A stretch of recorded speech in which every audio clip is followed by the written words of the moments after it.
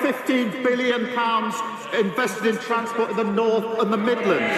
We're cutting regulation, planning and infrastructure is pounding forward, building 1.5 million homes, the biggest investment in social and affordable. You won't believe what just happened.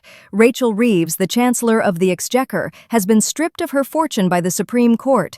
The same woman who designed the most punishing inheritance tax policies in modern British history has now been caught shielding her own wealth from the very tax she forced onto millions of ordinary families. The hypocrisy is staggering. While hardworking Brits were slammed with inheritance tax bills that wiped out decades of savings, Reeves was quietly building a financial fortress around her own estate, offshore accounts, secretive trusts, and hidden asset transfers.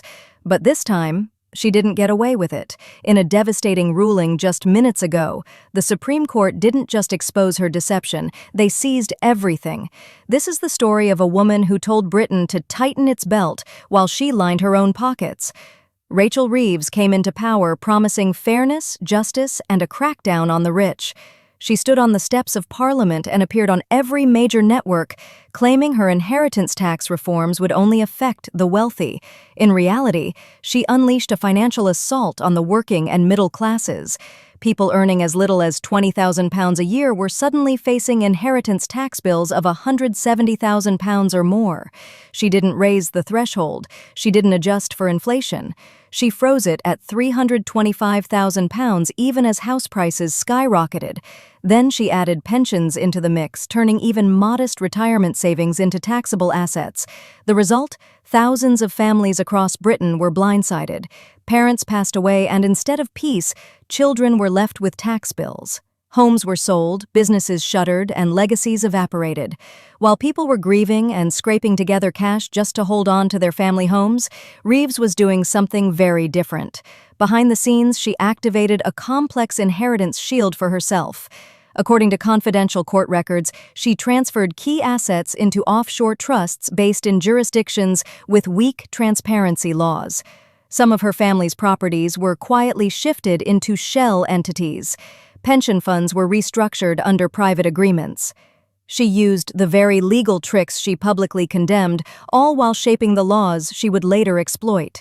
The message was clear: one inheritance tax for the people, a different one for the elite. Then a whistleblower inside HMRC triggered an investigation. Soon the Supreme Court was involved. What they uncovered wasn't just poor judgment, it was a deliberate and calculated attempt to sidestep British tax law. Judges reviewed transactions, examined documents, and concluded that Reeves' actions were a cynical abuse of power. She knew the rules and knowingly broke them. The ruling, a full asset seizure. Reeves, who once called tax avoidance a national disgrace, has now been declared guilty of it by Britain's highest court. And this isn't just about money, it's about trust. She claimed to stand for working people, for families who play by the rules, for a Britain built on fairness. But when the time came to live by those principles, she did the opposite. She weaponized the tax system against ordinary citizens while shielding herself from its consequences. This isn't a policy failure, it's moral bankruptcy. And the timing couldn't be worse.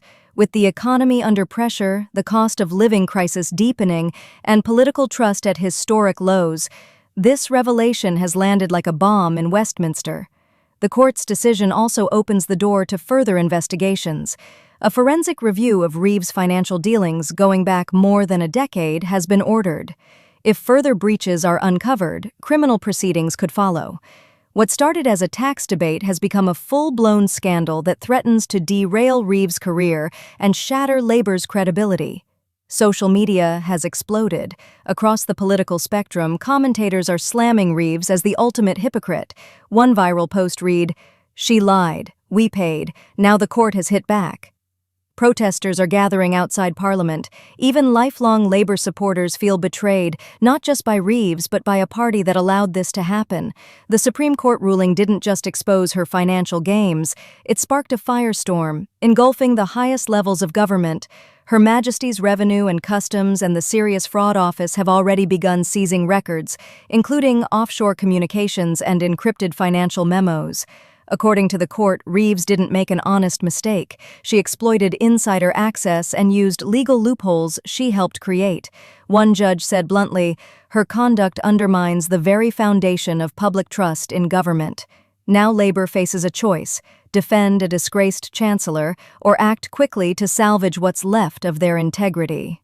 Inside Labor HQ, emergency meetings are underway. Leaked memos suggest some senior members are already preparing for Reeves's departure, not out of principle but out of necessity. Some backbenches are quietly calling for her resignation, with one saying off record, "It's over, we're finished if we keep her." This isn't just another scandal. It's a reckoning. Rachel Reeves didn't just exploit the tax system, she designed it. She didn't just dodge the rules, she wrote them. And now, after years of lecturing the nation on fairness, she's been exposed as the architect of a system rigged for the elite. The damage she caused isn't just financial. It's institutional. It's generational. And for many, it's unforgivable. This was today's important update. We want to make it clear that our videos do not contain any kind of misinformation. Our only goal is to deliver true and verified news to you.